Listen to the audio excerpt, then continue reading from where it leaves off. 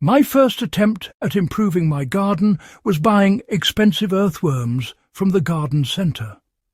I released them into my raised beds, hoping they'd transform my dense, lifeless soil. Weeks passed, but the soil stayed hard and pale. No sign of worms, and my plants still struggled. I realized I'd made a classic mistake, treating worms like a product, not living creatures. Worms need more than dirt. They need food, moisture and shelter. My barren beds offered none of that. The worms either escaped or died, leaving my garden unchanged. I learned that you can't force life into poor soil by just adding worms. If I wanted a thriving ecosystem, I had to create a place where worms actually wanted to live. That was the real beginning of my gardening journey. Nature's blueprint is the forest floor. Layers of leaves and debris that feed and protect soil life. When we add worms to bare, compacted soil, we ignore what they truly need. Organic matter, moisture and cover. Without food or shelter, worms can't survive. They retreat or die.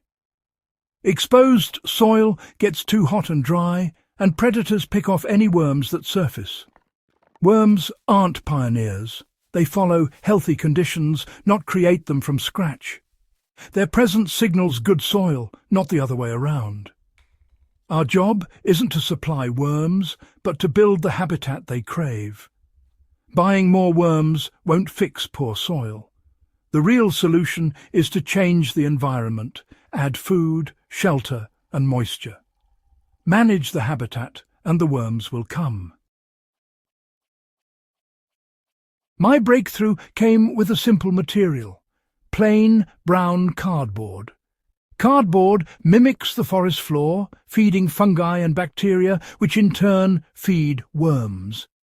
Laid on the soil, it suppresses weeds and locks in moisture, creating the cool, damp conditions worms love. Instead of importing worms, you invite the local population by making your garden irresistible. The cardboard acts as both shelter and pantry.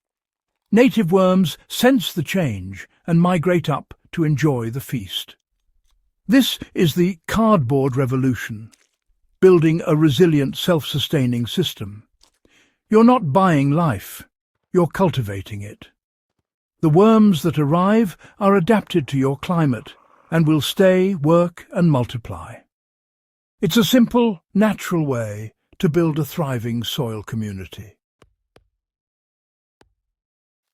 The cardboard method is easy and powerful.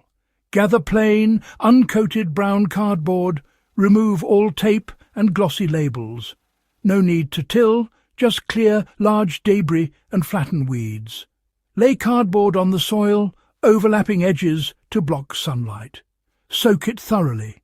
Wet cardboard is a sponge, not a barrier. Cover with 4 to 6 inches of organic mulch straw, leaves, wood chips or grass clippings. The mulch keeps the cardboard moist and adds more food as it breaks down.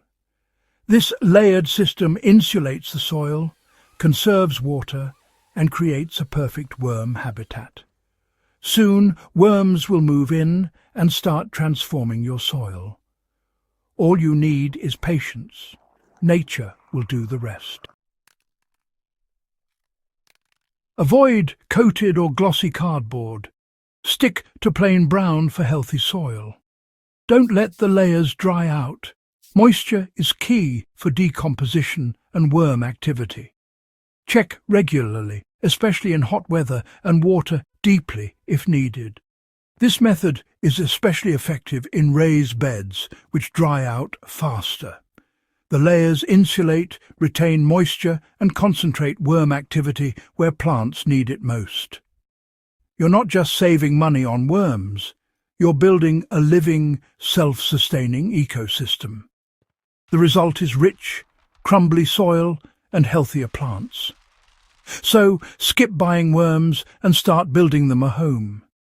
The transformation will be visible in your garden and deeply satisfying. Cultivate life from the ground up and let nature do the rest.